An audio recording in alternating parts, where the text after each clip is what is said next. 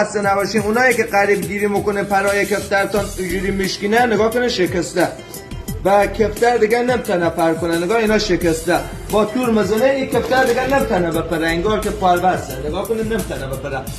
حالا ما رو بگی خواسته بشن درست کنه، نمیخواد پرای کفترتون بکنه، پرای کفترتونه نکنن در بیا. با ما همراه بشین تا بگم چیکار. فقط لازمه که بری روی بخار کفتر رو ببری، آب هم کفتر برو عجیبه.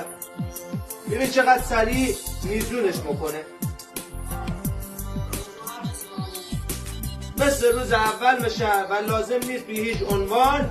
حالا از شما یکی دوتایه، این زیاد ما چه کردم که فقط به شما ثابت کنیم که هیچ اتفاق براش نمیفته. مثل روز اول میزون میشه، نیاز نیست پر کفترت بکشی که یک ماه علاف بشی.